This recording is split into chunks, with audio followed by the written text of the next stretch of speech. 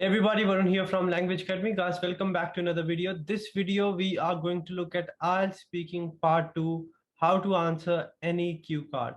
This part, a lot of students do find a bit difficult, but in this video, I'm going to give you each and everything you need to crack this particular task.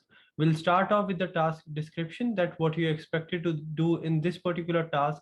Then we'll move on to the marking criteria. After that, few tips and strategies, and following we have a look at how you have to take notes. We'll have a look at an easy way, easy method to take as much as you can, and then I'm going to give you one sample answer of how I will approach this particular task and how you can score a band 9. So without any further delays, let's get into the video, and I'll request you all to make notes, to take as much as information you can, and watch till the very end, because this is going to be a super video which will make everything very easy for you. Let's get into the video.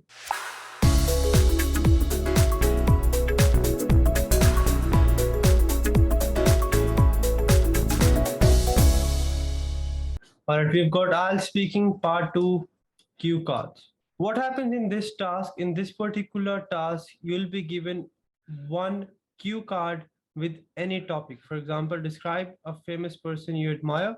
You should say, who is this person, how you came to know about this person, and why do you admire him. So you may get any topic like this. We have this topic and then few questions along with this. You'll be given one cue card. You'll be given 1 minute to prepare, and then you have to speak on the same topic or same cue card for 1 to 2 minutes. You can have any topic. This task is very important. Cue cards are very important. They contribute around band 4 in your speaking module. Difficulty level is moderate, not too easy, not too difficult, but super important. So we cannot mess this up if we want to score a band 8 or above in speaking. There are four parameters on which you are marked: fluency and coherence. Fluency means you speak in a flow. There are no pauses and hesitations. Unnatural pauses, natural pauses are fine. Coherence means your ideas are related. You use connectors when you move from one idea to another. You use pronouns. You don't repeat the same word again and again. Lexical resources are basically your vocabulary. For this, you need to make sure you do not use any kind of slangs. You do not use informal language. You can use semi-formal language and formal language, but not too informal language. You do not repeat the same word again and again, and you use synonyms wherever possible. For pronunciation, you need to make sure you speak as clear as possible. Don't worry about your accent, but focus on your clarity. Grammatical range and accuracy. For grammatical range, you need to make sure whenever you speak, you don't just speak one type of sentence. You use simple sentence, compound sentence, complex sentence, so mixture of sentence structures. And then whatever you speak should be grammatically correct or grammatically accurate as well. So marking parameters, and now we move on to journal pattern. This is how your question will look like. This will be your main topic. Describe a famous person you admire, and then who is this person, how you came to know about him, and why do you admire him or her. You can get any topic, any XYZ topic, and then you'll be given 1 minute to prepare, and you'll be asked to speak about the topic for 1 to 2 minutes. What are the tips and strategies? Coming to the point, they are not checking your ideas. Remember this thing, your accuracy of ideas is not important. What is important? Your communication.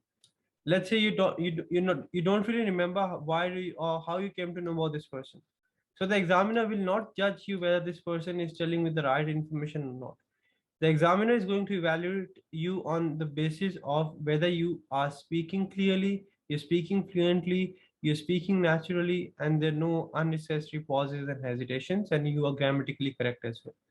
So communication is important, speaking is important, accuracy is not important. Sometimes what happens is you may get a cue card on which you think that yes, this is very easy, or you might have prepared about it.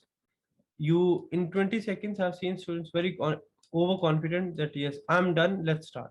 I request you to take one complete minute, even if you start in 20 seconds of your preparation time, that won't give you any extra points. Take one complete minute. And sometimes what happens is students, they just read the main topic, they don't read the bullet points, and many times the main topic will be same and bullet points will be different.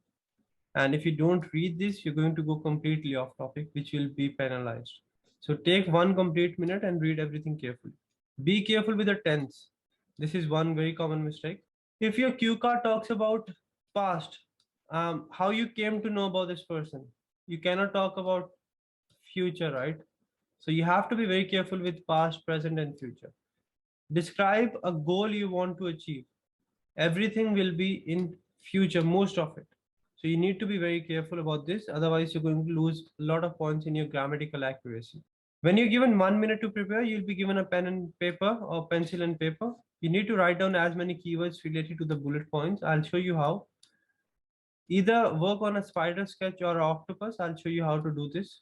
But you don't have to write the complete sentences. If you write complete sentence or sentences, you're going to waste a lot of time and you're not going to get anything out of it. You don't have to rush. You have to speak naturally. Natural pauses, natural self-corrections, natural hesitations are fine, but not unnecessary pauses or hesitations. You have to use formal or semi-formal words, but you don't have to be over formal or use connectors everywhere. As I've told you, connectors or coherence is important, but accuracy or preciseness is very important. You can't just use any connector anywhere. It should be logical as well. So don't overuse the words you have learned. I see a lot of students, what they do is they memorize 20 words and then they try to fit those 20 words in any scenario. That won't help you. What will help you is to be precise and accurate. How can you improve your flow or coherence? To start your answer, you can use any of these phrases. I would say that speaking for myself as far as I'm concerned, to explain something positive, basically, I get a lot of pleasure out of it because I'm very fond of this because I like this more than anything because I would say XYZ, I would say I like computers or I'm into gaming because it gives me a lot of pleasure and gives me a lot of mental peace or relieves me or provides me a lot of relaxation, anything you want to say. If you're not really sure about anything, you can ask for clarification. Don't just say what, don't just say sorry. A complete sentence, please. You are sitting in a formal setting. Sorry, can you please repeat that for me? Sorry, I didn't quite catch that. Could you say that again, please? Could you please repeat that? If you run out of ideas, if you're not really sure how to start, you have to buy time. Wow, that's a good question. If I have to answer it, I would answer it this way. I've never thought about that before, but if I have to talk about this, or if I have to explain this, if I have to mention this, I would say, to be honest, this is not a topic I normally talk about. It's been a long time I've thought about this matter. So any of these words are going to be super helpful. Take a screenshot, share it with your friends as well, and keep it for your reference and take down notes as well. Number 8, grammatical range and accuracy are important, but don't just focus on these. What we are doing is we are not aiming for perfection, I've told you. Accuracy and range are important, but you shouldn't be focusing on accuracy. With all the non-native speakers, even me as well, whenever we speak, we make a few mistakes, few errors. Even if you speak your own language, you won't speak it 100% accurately. This is not what the IELTS examiners are looking for. They are looking for your communication skills. A few errors are fine, but if you make any mistake, please ignore it. What we do is whenever we speak, right, all of a sudden we realize that yes, this was a grammatical mistake or this wasn't grammatically correct. Don't worry about it. Because if you'll think about it, you won't be able to focus on what's left and you'll mess that up as well. So just focus on what's left, ignore any mistake you have made. We're not focusing on perfection, we are focusing on communicating as precisely and as accurately as possible. Avoid repetitions and use synonyms for the questions as well, for the prompt as well. Describe a person you admire. The person who inspires me, you can use that word. So don't just use admire, admire, admire. Sometimes you'll have to use that word, but don't just repeat it again and again, and try to use synonyms wherever possible. Don't just keep on repeating the same word again and again. Yes, a lot of students ask me that you're given 4 bullet points. So do we need to speak 30 seconds, 30 seconds, 30 seconds, 30 seconds for each? No, you don't have to speak equally for each bullet point. You don't really need to speak for each and every bullet point. Let's say out of 4 bullet points, you're fine with this, not really sure about this, fine with this. Speak about this, speak about this, speak about this, don't worry about this. You don't have to address each and everything, but whatever you address should be 100% accurate. Because if you'll try to speak over here, you won't be fluent. You'll have a few grammatical errors. You are going to repeat yourself. That is going to impact your score. But if you don't speak anything about this, remember there's no task achievement. If you look at the marking criteria, right? Marking criteria says fluency and coherence. If you're speaking properly here in a fluent manner, you're going to get points here. Pronunciation, that's fine.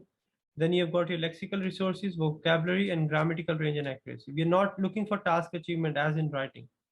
You don't really need to speak everything. You can speak 1 minute here, 30 seconds here, 20 seconds here, 10 seconds here as well.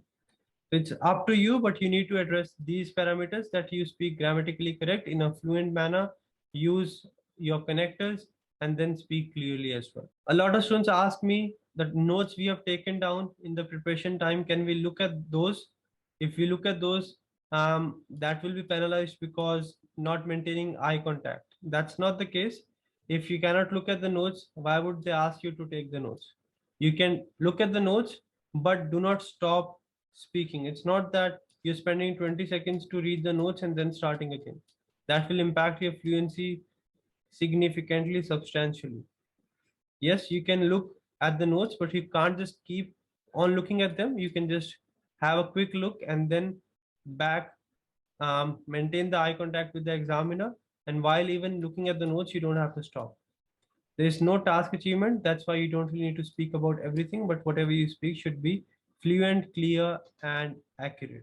If possible, see, you're given 4 bullet points, right? This is what I personally do is I try to speak a bit more about the first 2 bullet points. Why? If I speak a bit more over here, I'll easily take up around 1 minute 30 seconds.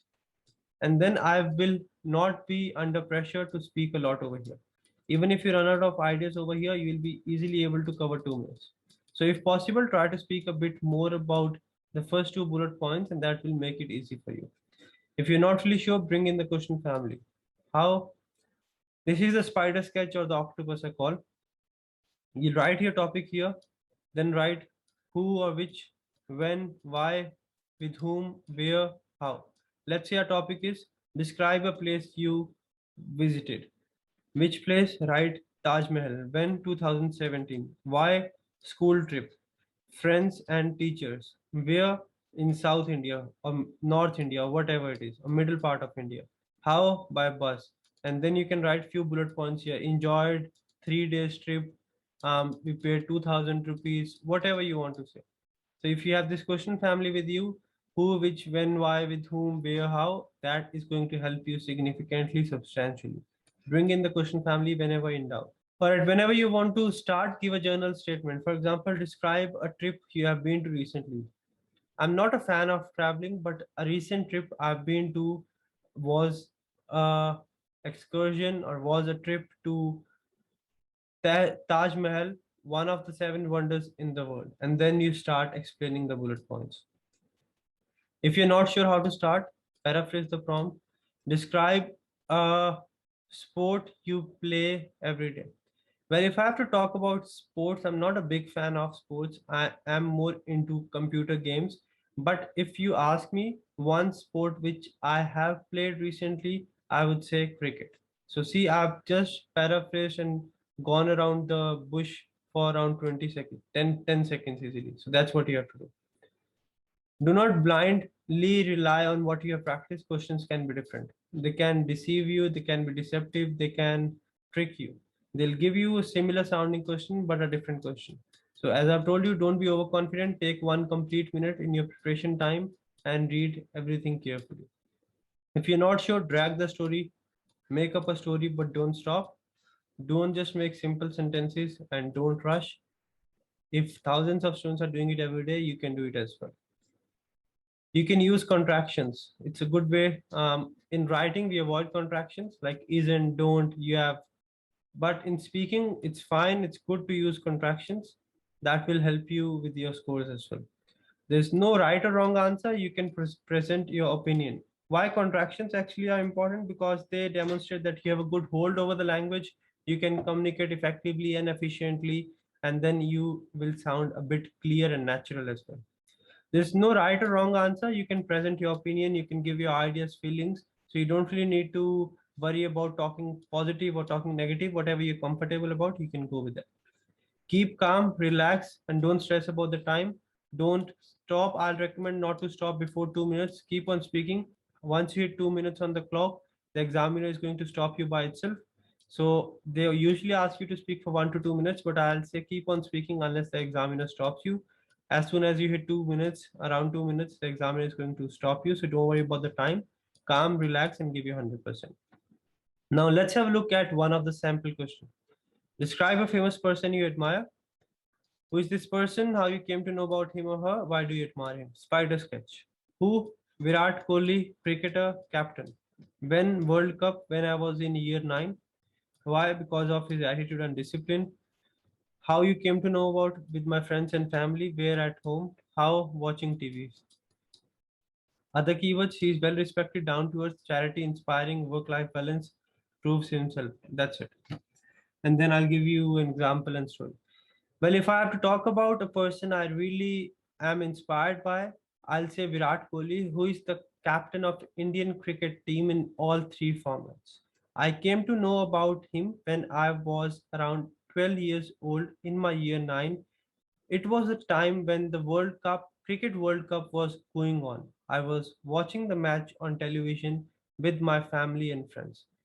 As you know, cricket is more than a religion in India, so all my friends and family were celebrating it and watching it as a festival. I saw Virat Kohli coming down the field to bat, and I was really impressed how confident he was.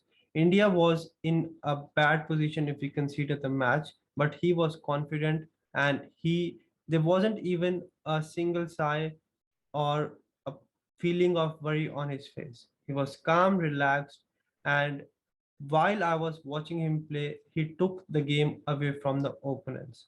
We were sitting at home, and as soon as he took the game away from the opponents, that is something which struck me. More than his game, what inspired me, what struck me was his attitude and discipline. My father told me his story that he comes from a very poor family and he has done a lot and he has proved every time he stepped on the field. He is well respected in all the fields, not only cricket. He contributes a lot towards many charities and other noble causes. He's inspiring. He maintains a very good work-life balance. And apart from a good cricketer, he's a very great human being as well. His story is something which inspires me every time. And I have recently read his autobiography. And since then, I have had huge respect for him. So this is what I made up. Let's see the sample answer. Well, I have been asked about this before as well, and every time the person which comes to my mind is Virat Kohli. He's the captain of Indian cricket team and is leading the team in all the three formats. It dates to 2008, so you can use this phrase whenever you have to explain time. When I was in year 9 and was watching cricket match with my family, we were amazed by his performance. Watching him play in the initial stage of his career, it was clear that he has that fire and hunger to be the best. More than his performance was what astounded me was his attitude and story. My father told me that he comes from a lower middle class family, has been through many struggles. That was the day I started following him, and since then have had high regard for him. Also, he has achieved various feats both off and on the fields. So this is the answer which I have prepared, right? Obviously, you won't be able to have this accurate answer, this precise answer. But the way I looked at the spider sketch and gave my answer, that is more of a natural response, and that is what I expect you to do as well, right? So you don't really have to be 100% precise. It will not be practically possible for you to bring in all the vocabulary. What you need to do is you need to maintain a flow, look at the keywords you have, make up story, drag the story, keep on speaking, be calm, relax, and talk in a natural way. If you do so, you will be 100% fine. Don't stress. Even if I go for the exam, I'm going to make a few mistakes. Every student, even a student who scores a band 9, has got a few mistakes. So there's nothing to worry about. This is language. You cannot be 100% perfect when it comes to language. You just need to be your best and give your 120%. I hope the video was helpful. If it was, if you think the video is going to help you, please do like, share, and subscribe. And do let me know in the comment section what other topics you want me to cover. And if you ever get your score watching my videos, do let me know in the comment section. That's it from this video. If you need any more help, regarding IELTS, PT, or any other English test, you can visit our website or contact us on one of these numbers, and we'll make sure we help you get your desired score in the very first go. IELTS Q card, nothing difficult, natural. Bring in the question family. Don't just say I don't know. Don't just stop. Keep on speaking for at least 2 minutes until the examiner stops you. Speak in a very calm, fluent, and easy manner. Plus, don't stress about anything. There's no right or wrong answer. You just need to speak. Use the phrases I've told you to improve your coherence. Speak in a fluent manner and make sure you try to be as accurate with your grammar as you can. And that is how you are going to nail your cue cards. That's it from this video. Remember, if I have done it, thousands of students are doing it every day. You can do it as well. You just need right guidance, right feedback, and hard work in the right direction. And that is something what I really want you to do. If you do so, you are going to nail it as well. I'll see you very soon. Till then, take care, keep on practicing. And if you need any help, visit this website, and please don't forget to subscribe and share it with your friends. I'll see you very soon.